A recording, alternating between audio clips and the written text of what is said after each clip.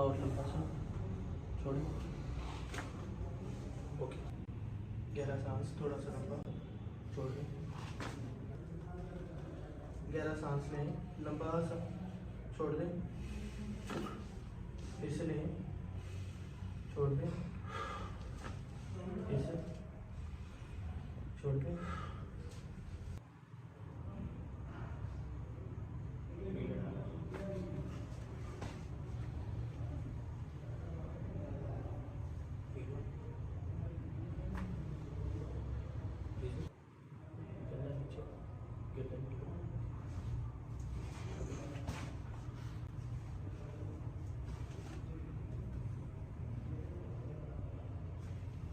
सीधा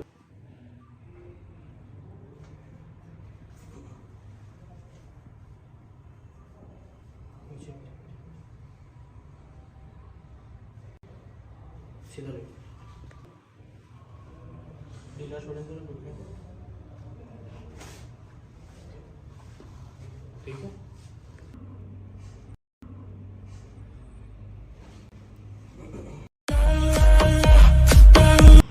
अस्सलाम वालेकुम रहमतुल्लाहि व बरकातहू। मेरा नाम मोहम्मद इलियास मलिक।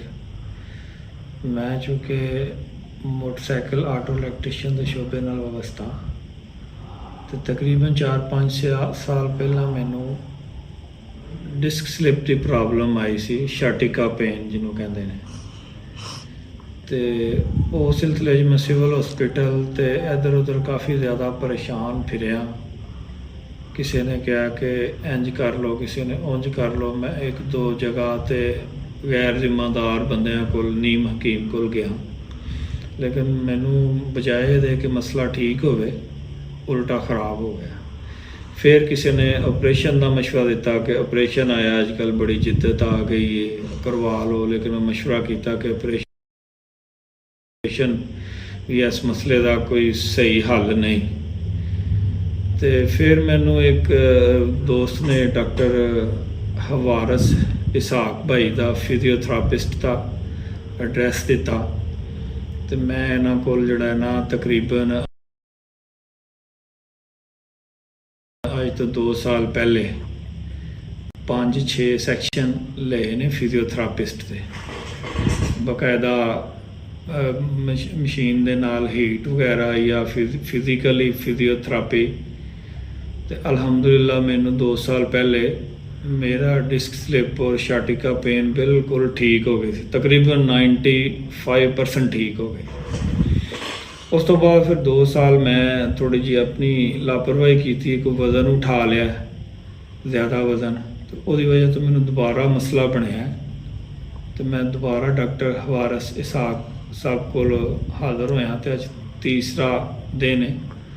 तो अल्हम्दुलिल्लाह मैं काफ़ी बेहतर हाँ।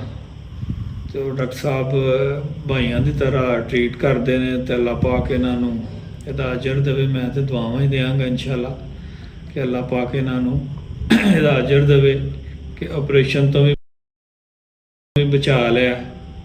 और मैं भी अपना मेहनत मजदूरी जड़ा करना वा, अल्हम्दुलिल्लाह वो दोबारा करना शुरू कर दिता है। मोटरसाइकिल भी चला लेना, तो सीढ़ियाँ भी उन्होंने दसे तरीके दे नाल चढ़ लेना वा, तो अल्हम्दुलिल्लाह काफ़ी बेहतर हाँ। और मेरिया तो दुआवां ने डॉक्टर साहब लई कि अल्लाह पाक इन्हों जदा दे।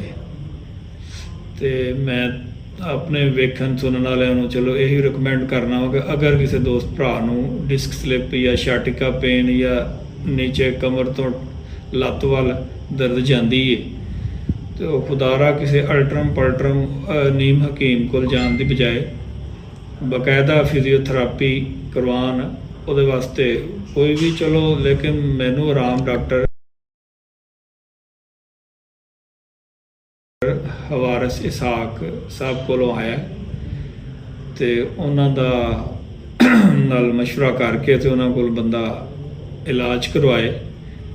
तो मैनू पूरी उम्मीद है कि इंशाअल्लाह बगैर ऑपरेशन तो वो मेरा मसला ठीक हो गया। तो जिहदा भी दोस्त भरा है वे तो वो डॉक्टर साहब ने राबता करे, तो पूरी उम्मीद है मैनू इंशाअल्लाह अल्लाह के घर तो भाइयों की तरह ट्रीट करते हैं और भरपूर मेहनत करते हैं। तो अगों अल्लाह पाक की दात सब दी खैर करे इंशाअल्लाह। जज़ाकल्लाह।